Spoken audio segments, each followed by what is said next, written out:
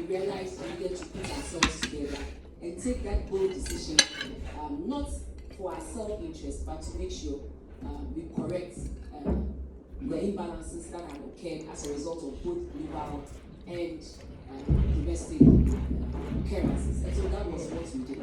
We took that bold step, the president took that bold step for the sake of all of us to make sure we correct what had been done by COVID and other external shocks in the country. Chairman, the flag bearer of the Movement for Change, the former Minister for Trade, the Honorable Alan Chabanti, is on record to have said that Ghana is gradually becoming a NATO country with no action to uphold. Do you agree that we are gradually becoming a NATO country to talk but without action? And there's the need for us to walk our talks. Thank you very much, Mr. Chairman. Mr. Chairman, I totally disagree. Because we said we were going to set up factories in various places led by himself, and we saw that happen. We have over 200 factories at various stages of implementation. So this is not just talking and doing nothing. We did something about it. We said we were going to improve the infrastructure needs of this country. Yes, we have seen some massive infrastructure projects going on in the country. We said we were going to go ahead and implement the free SHS. Yes, it has happened. So it is not a matter of just talking and doing nothing. Yes, there are challenges. We haven't arrived at where we really want to get to, but we are still working at it, and we hope that with the support of everybody, we should be able to get it. Your father, the Vice President of the Republic of Ghana, Dr. Awumia, is on record to have said that the exchange rate will expose you if the fundamentals are weak. At the time he was saying this, $1 is about 3 cedi, 80 pesos. Today, $1, 13 cedis plus.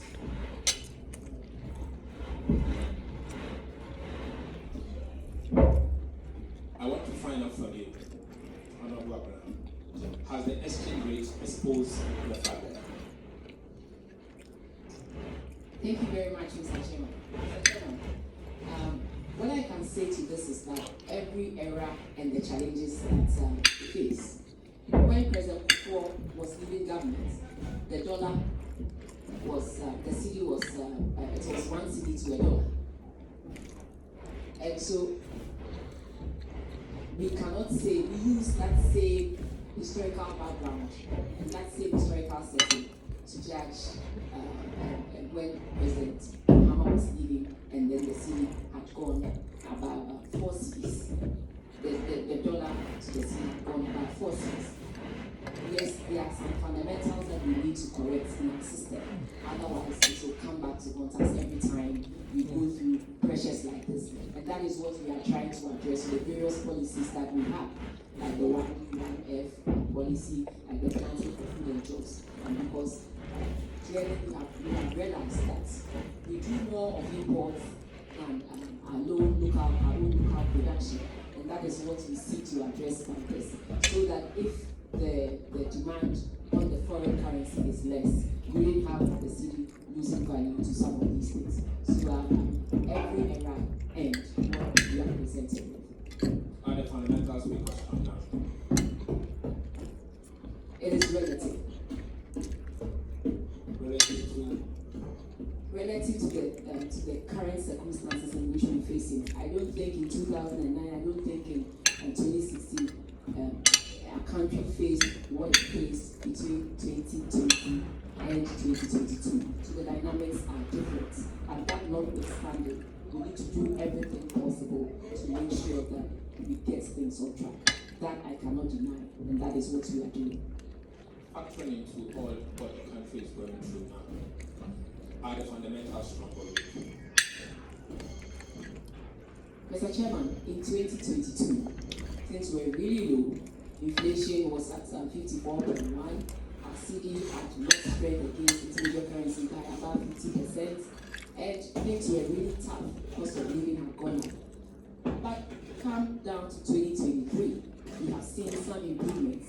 Inflation down, carried down to the 3.2. And also, Mr. Chairman, when you look at the components, the full components of inflation has reduced drastically. Now, businesses are springing up again, they are employing people who are going to work. And so, yes, in 2022, things were really low, but now we are moving in a trajectory that we believe will set us on the right path. Chairman, Honorable Abinansiasa, the unemployment situation in our country is becoming uncontrollable, particularly with the youth. Youth unemployment is hitting the roof. The opposition, as a Deputy Minister of Finance, is certainly not the same as a Minister of State at the Ministry of Finance. You will be elevated if approved. What is your fiscal stance? What will you do differently to help the ordinary Ghanaian youth that is unemployed today to have some hope? Thank you very much, Mr. Chairman. Mr. Chairman, I understand where you are coming from, and this is a concern that we all share. I must state that the vision is already spelled out in the 2024 budget, and whatever I have to do to make sure we implement it such that all the major policies that we want to channel through the National Entrepreneurship Program, what we want to channel through the Ghana Entrepreneurship Agency, and all the other agencies that we believe, if given support, will be able to help the youth stand on their feet and be able to do, come out with certain businesses, and so that they can also be employed. And that is what I believe also the government has voted some amount of money in here to channel through these various agencies to help them do that. And again, what there are certain aspects of employment that government is the major off-taker. That has to do with our teachers, that has to do with our nurses, and government is also putting measures in place to make sure that it addresses those cohorts of nurses and teachers that are currently have completed and are waiting to be employed. And so that is what we're doing. Respectfully, Mr. Chairman. Mr. Chairman, Honorable President Akufo-Addo said that he made a personal promise to build a cathedral for God if he won the 2016 elections.